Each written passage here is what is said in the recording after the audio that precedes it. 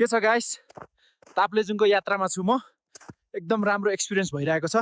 तर अहिले फोनमा न्यूज हेरिरहेको थिएँ अनि यार आज सुदूरपश्चिम भर्सस विराटनगरको म्याच छ क्वालिफायर्सको। याद छ अघिल्लो भ्लगमा दिपेन्द्र सिंह ओइरीदाईको कति ठुलो फ्यान हो म भनेको थिएँ। यो म्याच मिस गर्न मिल्दैन यार। अब काठमाडौँ जानै पर्यो अहिले नै। बरु टिकट पो के छ यार, पाउँछ कि नै? गाइस हेर्दै हुनुहुन्छ यस्तो एक्साइटमेन्टमा ताप्लेजुङबाट सिधै काठमाडौँ दौडिरहेको छु। पागल जस्तो लागिरहेको छ, तर एनपीएल को लागि वर्थ इट छ। अब प्लेन भित्र छु गाइस, एकदम झटपट जर्नी हुन्छ। केही घण्टामा काठमाडौँ पुग्छु अनि सिधै म्याच हेर्न गइहाल्ने हो। मुड एकदम हाई छ। काठमाडौँ पुगिसक्यो, अब सिधै स्टेडियमतिर लाग्नुपर्ने भयो। म्याच सुरु हुन केही समय बाँकी छ। ट्याक्सी लिएर जानुपर्ने भयो। ट्याक्सीमा छु, स्टेडियमतिर जान लाग्यो। ट्राफिक चेकिङ छ यार। हिजो टुच थोरै लोकल लाग्को थिए, स्मेल त आएको छैन होला नि। हेर्नुहोस् गाइस, स्टेडियम देखियो, कति ठुलो क्राउड छ। सबैजना आइसकेका छन्। माहौल एकदम जोसिलो छ। करिडोरबाट जाँदैछु, स्टेडियमको भित्री भाग हेर्नुहोस् कति राम्रो छ। ग्राउन्डतिर जानुपर्ने अब। हेर्नुहोस् यो एटमोस्फियर, सबैजना चिच्याइरहेका छन्। सुदूरपश्चिम रोयल्सको सपोर्टर्स धेरै छन्। यहाँ म्याच सुरु हुँदैछ। सुदूरपश्चिम रोयल्सले ब्याटिङ गरिरहेको छ। राम्रो स्टार्ट छ, रन्स बनिरहेको छ। दिपेन्द्र सिंह ओइरीदाई क्रिजमा आउनुहुन्छ कि भनेर वेट गरिरहेको छु। अरे बबाल यार दिपेन्द्र दाई, 6 स्टेडियम बाहिर त लगातार बाउन्ड्रिज आइरहेको छ, स्कोर बढ्दैछ। सुदूरपश्चिमको पर्फर्मेन्स एकदम धाँसु छ आज। वेट ठुक्क साला क्याच भयो। नरेन भट्टले बबाल क्याच गर्नुभयो यार। रिप्ले हेर्नुहोस् स्क्रिनमा, बबाल क्याच यार, देख्नुभयो नरेन भट्टले कस्तो इम्पोसिबल बाहिर लागेको बल छोपिदियो यार। तनाव भयो त। इनिङ्स समाप्त भयो गाइस। सुदूरपश्चिम रोयल्सले 156 रन्सको टार्गेट दिएको छ विराटनगर किङ्सलाई। डिफेन्डेबल स्कोर हो।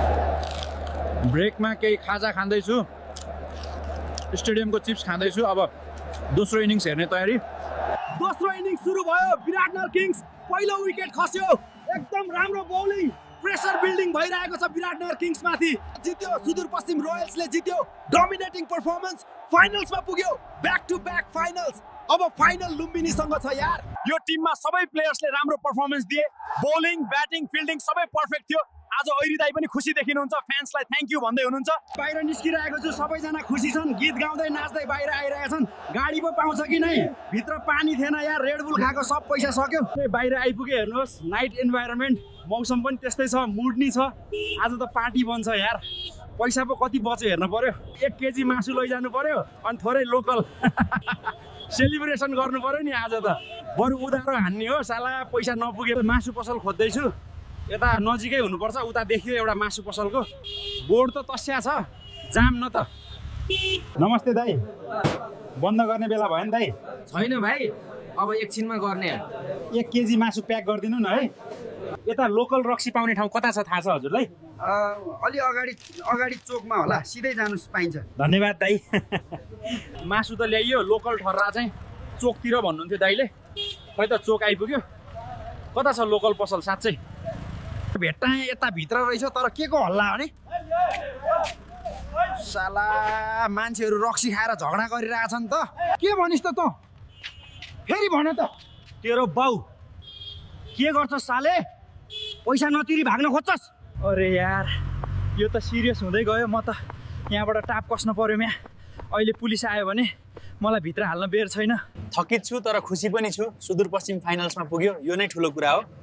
आजको यात्रा समाप्त गरौँ गाइस। बसमा अरूलाई नि डिस्टर्ब हुन्छ। सब्सक्राइब गर्न नभुलौँ। यो भ्लग यहीँ अन्त्य गर्नुपर्ने भयो, किनकि यसपछि म के गर्ने भन्ने तिमीहरूलाई थाहा छ नि। फेरि भेटौँला।